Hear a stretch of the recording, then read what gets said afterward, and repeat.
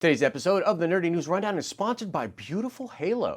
Sony Pictures CEO just came out and put the final nail in the coffin of the Sony Marvel Spider-Man drama, saying that for now, the door is closed. Let's talk about what happened and what happens next. It's like the news, but for nerds.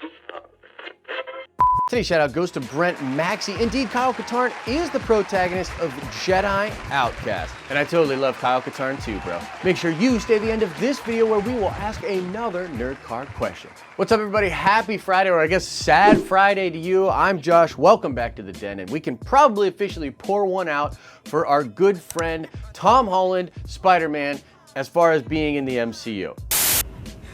I don't feel so good. Now, I know there's been a lot of videos and articles out there talking about how there's hope. I've even seen people saying that there was a deal now reached and he's coming back to the MCU and that would be announced this week. Of course, all that stuff happened before the comments made yesterday to Variety, but I just want to say, like, I know it's been a really rocky, emotional time for fans out there. Just remember, don't hate each other. At the end of the day, this is big corporations making decisions that do affect the fan base. And even though some fans out there might think this is not the worst thing in the world, that doesn't mean you should personally attack them. Aim your frustrations at the corporations. Jeez. Okay, now let's read a bit of the things that were said in the Variety article, and I think it will help to illuminate what's going on with this situation, and then we can dig in to speculate about what these comments exactly mean. Okay, so the Sony Pictures CEO, Tony Vinciquerra, did say that although there's no ill will between Sony and Marvel, it has been an interesting couple of weeks, to say the least. He does mention the fact that Marvel Kevin Feige is still stretched incredibly thin, and he points to that being a reason why Feige won't have all the time to help produce these movies. Like, you'll notice nobody at Sony is really saying, like, hey, he's not connected to the MCU. Like, they keep going back to the fact that it's just not Feige producing the movies, but we all know it's way more than that. So here's one of Tony's exact quotes here. He says, "We had such a great run with Feige on Spider-Man movies. We tried to see if there was a way to work it out. The Marvel people are terrific. We had great respect for them, but on the other hand, we have some pretty terrific people of our own. Kevin didn't do all the work." He goes on to say, "Spider-Man was fine before the event movies, did better with the event movies, and now that we have our own universe, he will play off the characters as well." He goes on to say, "Spider-Man was fine before the event movies, did better with the event movies, and now that we have our own universe, he will play off the other characters as well. I think we're pretty capable of doing what we have to do here." Okay, so a lot to unpack here. It really seems like he's sort of boilerplating a lot of these different points, talking about how, again, it's just because Feige is too busy, he's stretched so thin, kind of trying to lay it more at the feet of Disney, when in all reality, like, it can be laid at the feet of Disney in a way, but it's really more like Disney was offering the chance for the films to be produced by Feige continuously and to have that connection to the MCU. And we as fans know there's a lot of value there. That's where the value lies, and that's what Disney took off the table when Sony didn't agree to the co-financing arrangement. But you can really read between the lines in Vince's comments talking about how we respect Feige, but pretty much they're saying we don't need Feige. We've got a lot of great people ourselves.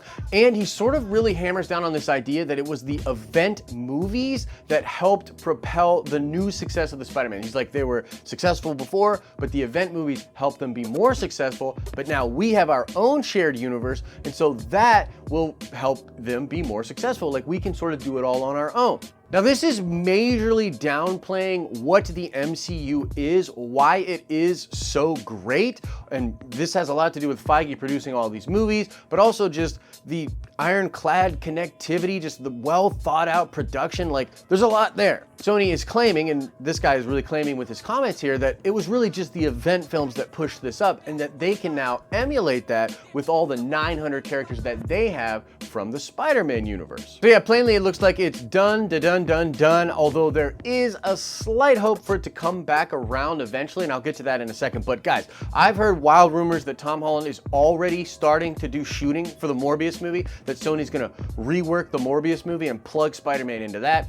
I think it's obvious that Spider-Man will be in Venom 2, and they're gonna work on making that happen in at least a cameo, but maybe with a bigger role. And I've heard rumors that Tom Holland as a Spider-Man character will be in a TV show. We know that Sony is developing live-action television shows with Lord and Miller. And I know there's a lot of confusion there about, like, doesn't Marvel have the TV rights? I don't understand. Well, I think it actually has to do with streaming, and much like the Disney Plus shows for the MCU are technically television, but they're produced by a movie studio, I think there's some kind of loophole there where Sony can do the same thing. They can technically produce what would be considered a television show, but because it's produced through the movie studios, they have the licensing rights still. Don't quote me on that, that's kind of speculating, but either way, I know for a fact, and you can quote me on this, that they are developing live action television, and it really looks like Tom Holland as Spider-Man will be the focus of whatever this television show is. And so plainly, Sony is developing a Marvel universe just based on all the Spider-Man characters, okay? And actually,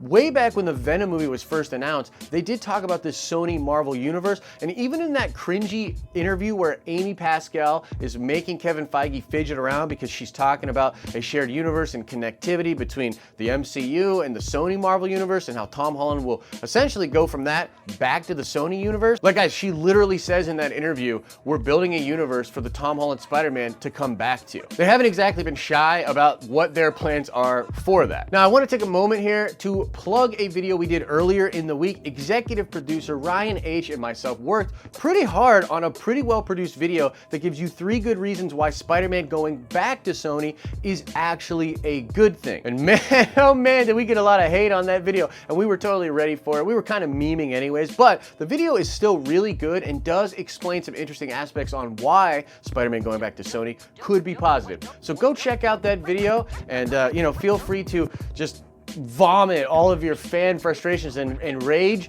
on both of us in that video, because frankly, we can take it. Now, another layer to the story was added when the Russo brothers recently commented, talking about how they weren't really surprised that this deal didn't continue. They talked about remembering what it was like when Feige was doing that deal for the first time, and how difficult it was, and how crazy it was that he actually pulled it off. And a lot of people at Sony talk about this too. They're like, wow, that deal's crazy. I can't believe that actually happened. And you'll even hear Feige talk about how he knew he was working on a timeline here. He's excited that they had Spider-Man, that they told the stories that they did, and now it's kind of over for now. Take from that what you will, but yeah, it really looks like all signs point to this being done for now. Sony's gonna go ahead and shoot their shot and try to make a Marvel-type universe with a bunch of Spider-Man stuff. If it's really successful financially, they'll probably continue it. If it bombs terribly and is critically panned, they'll probably come back to Marvel. And not to give away all the cool points from that video I just plugged, but that's one of the things we talk about in the video, is how even the worst case scenario here is Sony makes some crappy moves and then it just goes back to Marvel anyways.